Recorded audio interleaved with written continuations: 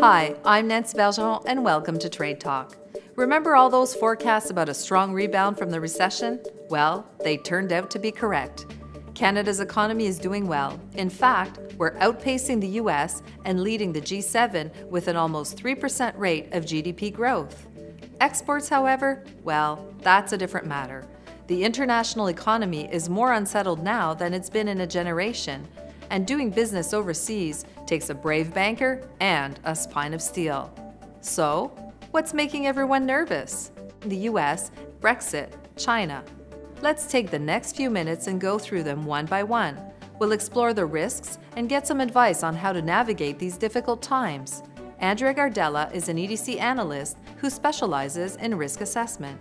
One of the major risks is really the uncertainty.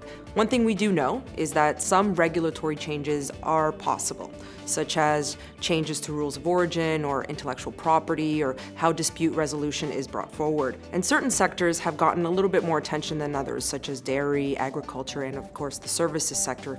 Now, what we also have to consider are the indirect effects. For example, any disruptive policies against Mexico or China, which could indirectly impact Canadian companies that are operating in Mexico. Just as importantly, though, there are some pros to modernizing the NAFTA agreement, such as improvements to the visa processing, inclusion of the digital economy, which actually didn't exist when we first created NAFTA. There's also the updating of a trade deal to reflect today's challenges and opportunities. And finally, there's also the opportunity for Canadian companies to diversify outside of the US market. Having an open dialogue with your US suppliers, your customers, and partners will be paramount to understanding the reality on the ground, as well as relying on credible sources of information and support. But it's not just the hard-to-read situation in the US that has exporters concerned. Our second largest market, the EU, is also in turmoil. Will it be a hard Brexit or a soft Brexit? Or perhaps the British departure in 2019 will come and go with no Brexit deal at all. All of this has a tremendous impact on Canadian exports, as we do about $40 billion in exports to the EU each year. Now, in terms of Brexit, similar to the NAFTA discussions, the uncertainty is the biggest risk. But other risks to consider are also the impacts to the banking industry and disruptions to trade between the UK and EU, which could have impact on Canadian companies. On a positive note, there is no doubt that CETA will bring significant opportunities to Canadian businesses, given the market size and demand for high-quality goods, which is arguably Canada's niche. Canadian companies should get to know CETA and how they could benefit from the trade agreement, especially to expand in markets where Canada has already built up a brand. A few sectors to keep in mind are agribusiness, manufacturing, advanced technology, aerospace, industrial goods, but really the list really goes on. The EU market is a market of 500 million customers, and Canada's brand is making headway. And then, of course, there's China, with its heavy debt load and low birth rate. It's true that this year's GDP growth rate of almost 7% exceeded expectations, but the Chinese market is not as solid as it once was. The market's potential for Canadian companies is top of mind.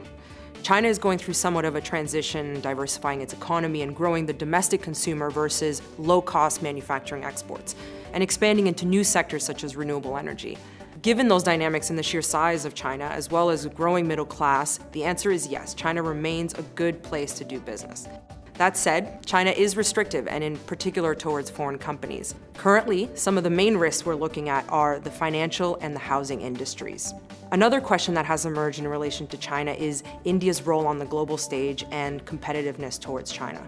The economy is still 5 times larger than India's. China is ahead of India in terms of development. That said, India has a young, innovative population of a similar size, and the Make in India policy drive is focused on growing manufacturing sector as China transitions to a more domestically focused economy.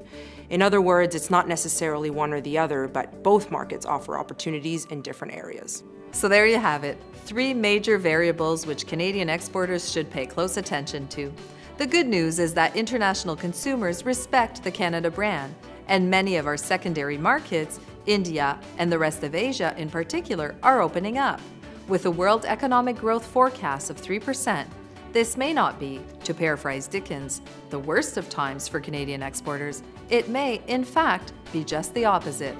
I'm Nancy Bergeron. Thanks for watching, and keep talking trade.